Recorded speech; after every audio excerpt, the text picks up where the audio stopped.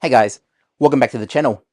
Today I want to talk about gaming, and I want to talk about last gen gaming, because believe it or not, last gen gaming is still around. And how far are we into this series of consoles? We're like 5 years in at this point, and they are still talking about releasing new games on PS4 and on Xbox One X and S. They're still talking about releasing games on last gen. And I get, there's a huge player base on those consoles in particular. I know there are still players on those. But there is just a certain point where you need to kill and get rid of the last generation of consoles, support-wise. And I get that people will be angry about it and be like, oh, but my PS4 should last forever. Dude, we're in PS5 generation and Xbox Series X and S generation now. It's been around for 5 years, and I get when the consoles first came out, they were a lot harder to get during the microprocessor shortage. I believe that was during the pandemic era. But now these consoles are readily available. If you want them, they're there. The problem is that they're so high cost of entry that people are like a bit more, hey, this is the cost of living crisis at the moment in the world. We can't justify paying $500, $700, $800 for a console, which is what they're asking for Xbox Series X in Australia. They're asking $800. People can't justify that cost. So, what do you do when that happens? Well, you get stuff like Call of Duty talking about, oh, we might put it on the Xbox Series S, even though, look, Xbox Series S is a cheaper version, a nerfed version of the Series X. And it runs at 1440p, which honestly most people will say 1440p is probably, if you can have 60 frames per second and all the other benefits, 1440p is not bad. True 4K gaming is really not on consoles at this point. Nothing is really taking full advantage of that with all the bells and whistles, because the console hardware can't handle that. But I get it. They needed to have a 4K console on 4K TVs. I get the buzzwords. I get why they needed to do that. But we're talking about Call of Duty still coming out on weaker hardware, and you look at Xbox shutting down studios like crazy because they're having to develop a game that can run on everything, on their old consoles, on everything. And look, you might say, oh, but they've essentially killed support for that. Look, there are still people on PS4 playing games that shouldn't even be on the PS4. Like, I think The Last of Us, the latest one, not Zero Dawn, it's the other one, this number 2. I forget the actual title of the game, but yeah. When that came out, I played it on PS5, but I know it was available on PS4. You're talking about a game that really should have been the shining gem of next gen, of this current generation. But they somehow decided, oh, we need to release this on the PS4. Why? This is the problem with so many games at the moment. And this is what's really annoying gamers. Yes, we want good games. And there are good games coming out. But just makes some of them exclusive. Horizon number 2 should have been an exclusive to PS5. That should have been, hey, the only way you can play this game, we believe the hardware can only handle it on PS5. You need to have a PS5 to play this. Instead, they're like, oh, no, we'll put it on PS4 too. And this is what's happening with so many gaming giants and juggernauts in the world, to the point that Xbox is just shutting down studios like crazy because nobody can meet these development dates, and nobody can make a game that was developed for Series X hardware run on Series S, and you can't release it unless it runs on both. So why are we keeping the weaker consoles there? And look, Series S is current generation. I get that. It is current generation. But we're at this point where it is weaker hardware, and it's pretty evident it's weaker hardware. Like, I think Xbox is trying to correct course by introducing this new console, the discless Series X, or yeah, the Series X, the newer one. It's got no disk drive in it, but they're saying they can put it down by $50, $100 or something like that, which is a lot of money. Like that, if you're looking at a new console and you're like, oh, I can get the strongest console on the planet, but yeah, I'm probably going to get all the games digitally, that might be a good investment. It's a lot cheaper cost of entry. But what that needs to do is that needs to knock Series S out of the lineup so that they can focus fully on that stronger hardware. And on the PlayStation side of things, PlayStation already made both consoles around the same amount of strength, so you're not really seeing any sort of things that they could do, other than maybe shrink it down and do a cheaper version of the PlayStation 5. I mean, if we got PlayStation 5 Slim at this point, even though it's kind of impossible because that thing runs so hot and they have to have that big fan in it, if they did that and said, hey, we are putting out PlayStation Slim, don't do a Pro model, do a Slim model that people can get into. But also, I'm just skeptical of Pro models. I just don't think they're... Put all that development technology in PS6. Focus on this current generation, do a Slim model that is cheaper but runs at the same rate. And you might say, but that is impossible. It's too expensive. Nintendo Switch. Switch OLED. I'm just saying. Nintendo are doing this. And you might say, but Nintendo are Nintendo.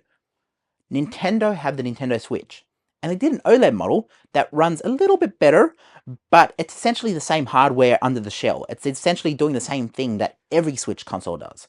Whereas you have all these nerf, like half there, half not consoles of like PS4, PS4 Pro, PS5, PS5 Pro, PS6, PS Slim, whatever they'd come out with next. And then you have, on the other Xbox side, it's just like, oh, you have the Xbox One X and One S, so it's still kind of there, but even though they've kind of cut support in a way, even though they keep talking about Call of Duty on some of these consoles. And then you have also Series S, which is weaker hardware, as I mentioned, and then you have Series X. And it just becomes this whole mess of like, developers are stretching themselves so thin at the moment to try to release on everything. And there are times, I've heard there was a game, I forget the exact title, but there was a game that would not release on the Xbox because it might have been Baldur's Gate, perhaps. But there was a game that didn't come out on the Xbox, and correct me if I'm wrong, but they couldn't make it run on the Series S. It was built for the stronger hardware. It would run on the Series X flawlessly, but they couldn't make it run on the Series S. It was just too weak of a console to handle that technology.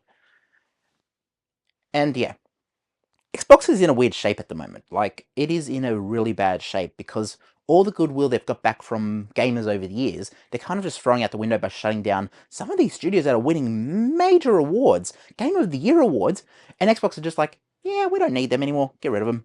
It's like, if a Game of the Year studio can't survive in Xbox, how can anything?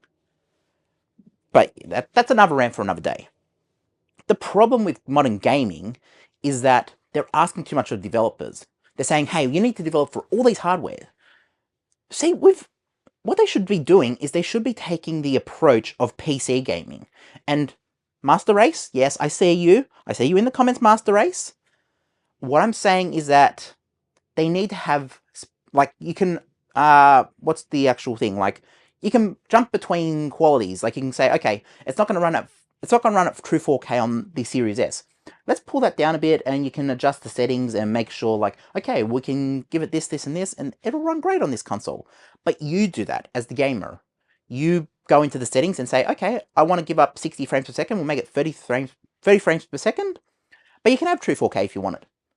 Or turn that off, go down to 1440p or 1080p, make it 60 frames per second, and it can handle that. It needs to be treated more like PC gaming at this point, because they're putting it on the developers to get this right, and it's just burdening studios at this point, and it's making studios not want to develop for console anymore. Steam is really going to make a big play in the next couple of years, I believe.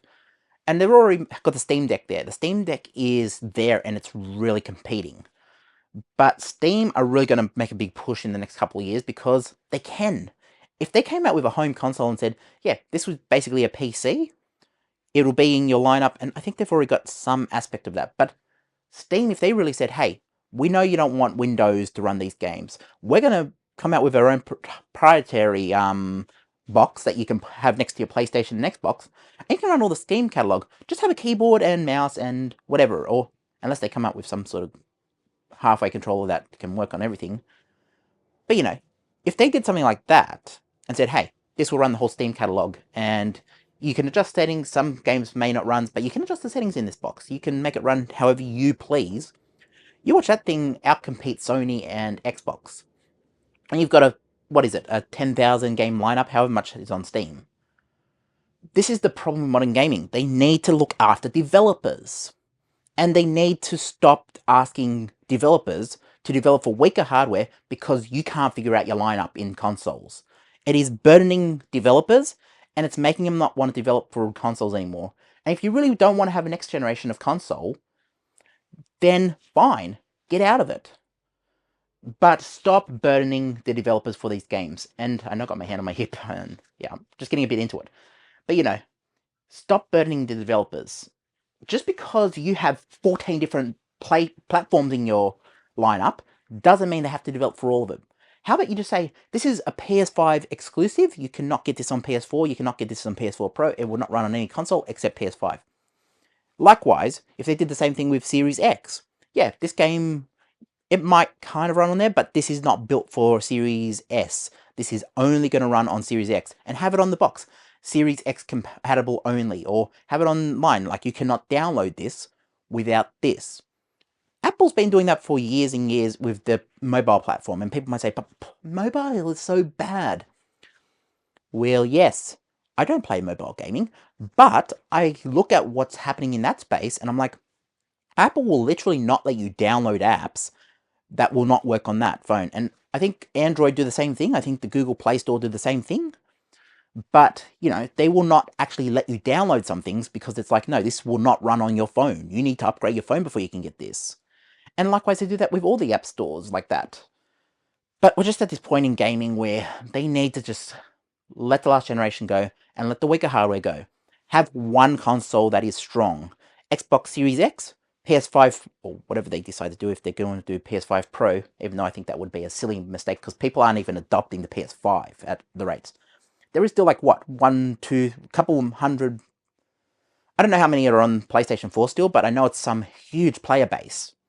People are not moving to PS5 at the rate they were from PS3 to PS4. They are not moving at the same pace. So we need to actually look at, okay, why are they not adopting? Because we keep releasing on the last console. Okay, we need to cut support for the last console. When? So yeah, I think, look, you might say PS2 was around for so long into the PS3's life cycle. PS3 was around for so long into the PS4's life cycle. But there's such a time where you need to just cut it. And stop burdening developers to develop for these weaker hardwares.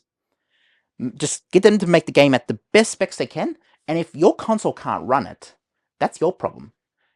If your Series S can't run it, that's your problem.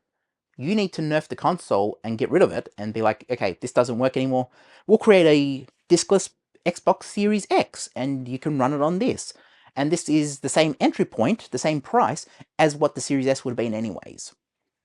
But I also think the cost of entry for some of these consoles is just insane. And they also need to do a budget version of these, but a budget version that you can adjust yourself with the game. So you can have them running how you want them to run. Anyways, guys, I have ranted for 14 minutes at this point. Thanks for watching, and I hope to catch you in the next one. Go follow me on Instagram at The Physical Ways, on TikTok at The Physical Way. And yes, I know there's an S in the title on Instagram, but someone else had the tag that I wanted, so oh well. We'll just put an S in there, we know it's me. But yeah, go follow that on Instagram. Go follow The Physical Way on TikTok, because I've been doing daily videos over there, and they're a bit different to what I'm doing on YouTube. So they're like, I'm just having a bit of fun with it. Like, I'm talking about favorite moments from movies and like Ocean's 11, but it's funny because it doesn't have a picture of an ocean in it. And I know it's Denny Ocean, but I said something like, oh, it's Denny Desert, because it's in the middle of the desert. Anyways, guys, I'm just having fun with them on TikTok and Instagram. So if you want to see some of that, me posting almost daily on there, go over to the Instagram and TikTok, especially Instagram. I want to get those Instagram numbers up. But anyways, guys, I will catch you in the next one. Peace out. Like, subscribe, drop a comment, tell me if I've got anything wrong. I probably have. I've ranted on for 15 minutes. But you know how we do these videos. We just talk from the heart. And yes, I try to get the facts right, but sometimes I go off on a bit of a rant and forget some of them. But yeah, let me know what you think, guys. I will catch you in the next one. Peace out.